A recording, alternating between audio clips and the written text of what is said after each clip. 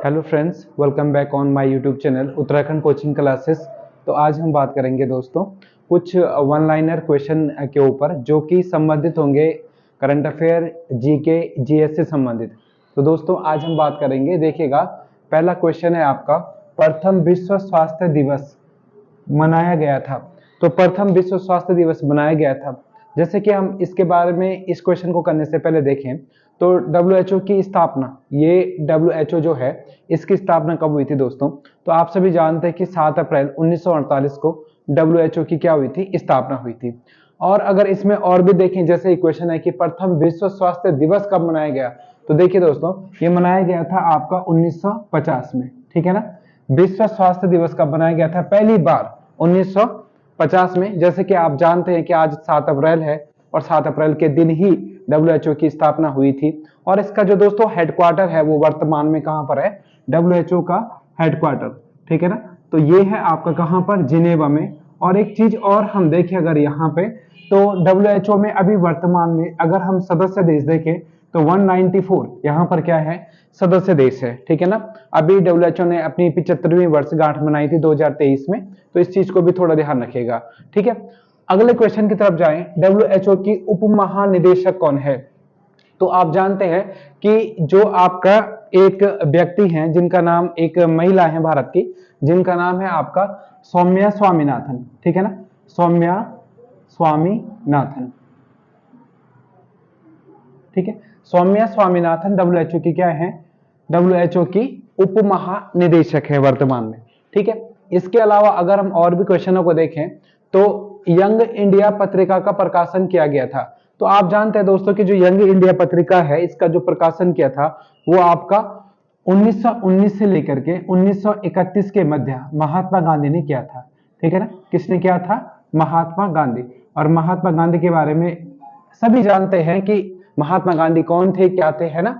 तो इन्होंने young India पत्रिका का प्रकाशन किया था 1919 से 1931 के बीच में। प्रकाशन का मतलब है कि 31 में इन्होंने, मतलब ये 1919 से 31 तक इसमें लिखते रहे जो भी इनके जीवन से संबंधित बातें थी, ठीक। और अगर हम आगे देखें इसमें तो अगला क्वेश्चन महात्मा गांधी से रिलेटेड दूसरा है कि 1910 में महात्मा गांधी ने किस स्थान पर टॉलस्टॉय फॉर्म की स्थापना की थी? तो देखिए दोस्तों, टॉलस्टॉय फॉर्म की स्थापना महात्मा गांधी ने की थी आपका जोहान्सबर्ग, जोहान्सबर्ग में। और आप सभी जानते हैं कि जोहान्सबर्ग कहाँ है? तो आप सभी जानते हैं साउथ अफ्रीका में है, ये भी ध्यान रखिएगा, ठीक है। तो यहाँ पर महात्मा गांधी ने टॉलस्टॉय फॉर्म की स्थापना की थी। महात्मा गांधी आपका साउथ अफ्रीका से 1915 में 9 जनवरी 1915 को साउथ अफ्रीका से भारत लौटे थे, ये सभी जानते हैं। और 1993 में दादा अब्दुल्ला के कहने पे ये कहाँ गए थे? आपका अफ्रीका में गए थे, ठीक है, उनका केस लड़ने के लिए। और भी चीजें हैं महात्मा गांधी से संबंधित, हम सभी जानते हैं कि महात्मा गांधी ने आपका, महात्मा गांधी भारत के ऐसे पहले व्यक्ति थे जिन्होंने मतलब सत्याग्रह का सबसे पहले प्रयोग किया था चंपारण सत्याग्रह में 1917 में। फिर उसके बाद उन्होंने अहमदाबाद मिल मजदूर आंदोलन चलाया था। इसी के साथ में महात्मा गांधी ने आपका खेड़ा सत्याग्रह चलाया था। फिर उसके बाद महात्मा गांधी का खिलाफत आंदोलन, फिर उसके 1919 में, फिर 1 अगस्त 1920 को महात्मा गांधी का असहयोग आंदोलन, उसके बाद चौरी चौरा कांड 1922, फिर असहयोग आंदोलन को वापस लेना, फिर 1924 में आपका बेलगांव अधिवेशन में महात्मा गांधी ने पार्टिसिपेट किया था कांग्रेस के अधिवेशन में। देन इसी प्रकार से महात्मा गांधी ने बहुत सारे काम किए थे, जैसे कि 1931 में और भी देखें तो 1931 में महात्मा गांधी दूसरे गोलमेज सम्मेलन में भाग लेने के लिए गए थे आपका कहां पर? लंदन में राजपुताना जहाज से गए थे वहां पे महात्मा गांधी, फिर वापस आए थे 32 में सविनय अवज्ञा आंदोलन शुरू किया था दूसरी बार। इससे पहले कि 1931 में सविनय अवज्ञा आंदोलन शुरू किया था, फिर उसके बाद सेकंड जो गोलमेज सम्मेलन था वहां पे गए लंदन में, फिर उसके बाद 32 से 34 तक उन्होंने दोबारा से सविनय अवज्ञा आंदोलन चलाया था। फिर 1940 में व्यक्तिगत सत्याग्रह, फिर 1942 में भारत छोड़ो आंदोलन में भाग लेना, प्रस्ताव वगैरह बनाना उसका, इस प्रकार से कुछ। तो ये सब चीजें हैं दोस्तों महात्मा गांधी से संबंधित। अब आगे देखते हैं अगले प्रश्न पर। तो एक आता शक्ति पृथक्करण का सिद्धांत। शक्ति पृथक्करण का जो शक्ति पृथक्करण का सिद्धांत है ये दिया था आपका मॉन्टेस्क्यू ने। मॉन्टेस्क्यू का आप लोगों ने नाम सुना होगा, ठीक है ना। तो इन्होंने दिया था, जिसके तहत कि कार्यपालिका और न्यायपालिका का जो काम है उसका विभाजन यहां पर किया गया है इस सिद्धांत के तहत। मॉन्टेस्क्यू का ये क्या है? सिद्धांत है कौन सा, शक्ति पृथक्करण का। बहुत सारे पेपरों में आप देखेंगे इनको। फिर इसके बाद देखेंगे अगला क्वेश्चन, भारत का सबसे बड़ा बंदरगाह किस द्वीप पर है। तो हम सभी जानते हैं दोस्तों कि जो भारत का सबसे बड़ा बंदरगाह है वो कौन सा है, मुंबई बंदरगाह। और इसने बात की है किस द्वीप पर है, तो द्वीप का नाम है सालसेट द्वीप। समझ गए, तो ये है आपका कौन सा द्वीप, सालसेट द्वीप। भारत में बहुत सारे द्वीप है दोस्तों, अंडमान निकोबार द्वीप है जैसे, है ना, ऐसे बहुत सारे द्वीप है, जैसे सालसेट द्वीप है जैसे, है ना, पम्बन द्वीप है आपका जहां पर तमिलनाडु और अब श्रीलंका के बीच में, इस प्रकार से। तो ऐसे बहुत सारे द्वीप आपको भारत में देखने को मिलते हैं। अच्छा, अगला प्रश्न देखते हैं हम। अगला क्वेश्चन है आपका कि भारत का सबसे दक्षिणी दर्रा कौन सा है। तो अगर आप इंडिया का मैप देखेंगे तो इंडिया के मैप में आप देखेंगे भारत का जो सबसे दक्षिणी जो दर्रा है आपका, वो आपका कौन सा है, जिसका नाम है क्या, सेनकोटा। ठीक है, तो सेनकोटा क्या है, भारत का सबसे दक्षिणी दर्रा है, जो तिरुवनंतपुरम को, जो तिरुवनंतपुरम को और आपका किससे जोड़ता है, तिरुवनंतपुरम को मदुरै से जोड़ता है। समझ गए ना, तो ये भी ध्यान रखिएगा, जो तिरुवनंतपुरम को किससे जोड़ता है, मदुरै से जोड़ता है। और आप सभी जानते हैं कि जो मदुरै है इसको त्योहारों का नगर कहा जाता है। ठीक है ना, तो ये भी इंपॉर्टेंट है, ये भारत का सबसे दक्षिणी दर्रा है। ठीक है, अच्छा जी, अगला क्वेश्चन देखते हैं, सलेम इस्पात संयंत्र। तो जो आपका क्या है, सलेम इस्पात संयंत्र है, दूसरा विजयनगर इस्पात संयंत्र कहां पर लगाए गए थे। तो देखिए, सलेम इस्पात संयंत्र अगर वर्तमान में देखें तो वर्तमान में क्या मतलब, ये है तमिलनाडु में। ठीक है ना, और विजयनगर इस्पात संयंत्र आपका कर्नाटक में।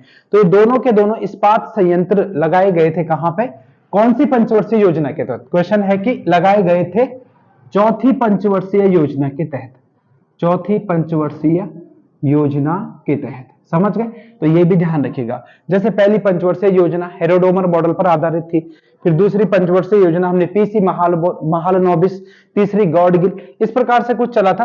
तो सलेम इस्पात संयंत्र और विजयनगर इस्पात संयंत्र चौथी पंचवर्षीय योजना के तहत लगाए गए संयंत्र थे इस्पात वगैरह के। ठीक है, ओके, अगला क्वेश्चन देखते हैं, बिरसा मुंडा स्मृति उद्यान एवं संग्रहालय कहां पर है। ठीक है, तो बिरसा मुंडा का नाम सभी ने सुना होगा। तो ये स्मृति उद्यान संग्रहालय है आपका कहां पर, झारखंड में। ठीक है, झारखंड में। तो इंपॉर्टेंट क्वेश्चन है बच्चों ये भी। ठीक है, अच्छा जी, अब इसके बाद अगला क्वेश्चन देखते हैं। अगला है हेराल्ड डोमर मॉडल पर आधारित पंचवर्षीय योजना। देखिए दोस्तों, पंचवर्षीय योजना का कॉन्सेप्ट हमने रूस से लिया था, आप सभी जानते हैं। और हेराल्ड डोमर मॉडल पर आधारित जो पहली पंचवर्षीय योजना है, यह 1951 से लेकर के और आपका 1956 तक, 1951 से 1956 तक चली थी, है ना, हेराल्ड डोमर मॉडल पर। और ये कॉन्सेप्ट हमने रूस से ले रखा है बस फिलहाल। अब इसमें अगर और भी चीजें देख सकते हैं तो जैसे भाखड़ा नांगल बांध परियोजना और ब्यास परियोजना, ये जो योजनाएं थी, मतलब ये सिंचाई योजनाएं, ये इस हेराल्ड डोमर मॉडल पर आधारित पहली पंचवर्षीय योजना में लगाई गई थी। इट मींस, मेरा कहने का मतलब ये है कि पहली पंचवर्षीय योजना में जैसे आपका, जैसे भाखड़ा नांगल परियोजना है ना, इसके अलावा ब्यास परियोजना है, तो ये जो सिंचाई परियोजनाएं हैं ये लगाए गए थे इस पंचवर्षीय योजना के तहत। ठीक, अगला क्वेश्चन देखिए और लास्ट क्वेश्चन आज का, 57वां संविधान संशोधन संबंधित है। तो 97वां संविधान संशोधन रिलेटेड है आपका किससे, देखिए ये है आपका सहकारी समिति से संबंधित, सहकारी समितियों से संबंधित। ठीक है, अब मैं आपको एक चीज और बताता हूं, सहकारी समिति अब क्या है, सहकारी समिति बनाना अब मौलिक अधिकार है, ये इसी संविधान संशोधन में बताया गया है। और सहकारी समिति से संबंधित जो अब आर्टिकल है वो आपका 19 फर्स्ट का गौ, इसमें रखा गया है किसको, सहकारी समिति को, जो कि सहकारी समिति बनाना अब क्या है, मौलिक अधिकार में शामिल किया गया है। मतलब सहकारी समिति बनाना अब क्या है, मौलिक अधिकार है, ऐसा कहा गया है 57वें संविधान संशोधन के थ्रू। ठीक है, बस धन्यवाद, आज के लिए इतना ही दोस्तों। यदि वीडियो ठीक लगे हो तो लाइक सब्सक्राइब करेगा। Thank you.